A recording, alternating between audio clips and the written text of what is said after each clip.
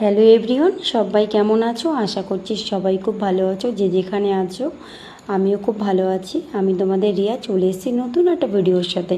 তো চলো, প্রথমেই দেখিয়ে নিলাম ডাল সিদ্ধ সাথে কাঁচা আম, আর এখানে আমি ভিজিয়ে নিয়েছি চাল, অবশ্যই ভাত করার জন্য। তো চলো একে একে তোমাদেরকে সব কিছু দেখিয়ে দিই। এখানে আমি ডাল ভিজিয়ে রেখেছি, মুসুরির ডাল। মুসুরির ডালের আজকে বড়া হবে, সেই কারণেই মুসুরির ডালটা ভেজানো আছে। তো চলো, এখানে নিয়ে নিয়েছি 9 পিস মাছ রয়েছে, কাতলা মাছ, আর এখানে তেল রয়েছে কাতলা মাছের। আর আজকে জানো তো কী হবে? আজকে হবে দই কাতলা। তো এখানে দেখো, ডালটাকে যে ভিজিয়ে রেখেছিলাম সেটাকে আমি একটু শিলনোড়ায় বেটে নেব, কারণ জানো তো মিক্সির থেকে শিলনোড়ায় বেটে বড়া করলে ভীষণ টেস্ট হয়। তো দেখো, এখানে 2 পিস মাছ ভাজা আর বড়া রয়েছে, আর এখানে দেখো মাছের তেলটা কি সুন্দর লাগছে, দেখো খুব সুন্দর হয়েছিল যেন না খেতে। তো দেখো, এখানে রয়েছে তোমার দই কাতলা। দই কাতলাটা খুব সুন্দর হয়েছিল, টেস্টটা অসাধারণ হয়েছিল, আমার ননদ করেছে।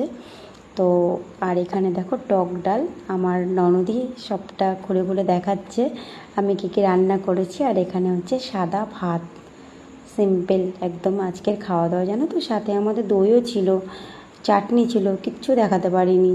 আর দেখো, এই সন্ধ্যাবেলার একটুখানি স্ন্যাক্স, সাথে 1 কাপ করে চা ছিল। চাটাকেও আমি তোমাদেরকে শেয়ার করতে পারিনি, কি করব বলো, তাড়াহুড়ো গল্পর জন্য কিচ্ছু শেয়ার করতে পারিনি তোমাদের সাথে, কি বলবো। তো তোমরা দেখতেই পেলে যে আজকে সারাদিন কি রান্নাবান্না করেছি না করেছি। তো আমার তো একটা অ্যাক্টিভিটি চলছিল, তো সানডে ছুটিটা আমি আজ নিয়েছি।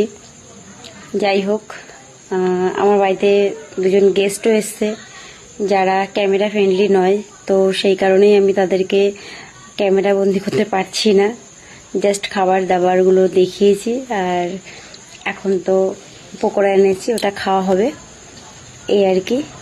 তো চলো, ছোট্ট করে একটা ব্লগ তোমাদের সাথে শেয়ার করেছি আমি। সবাই ভালো থেকো, টাটা, গুড নাইট।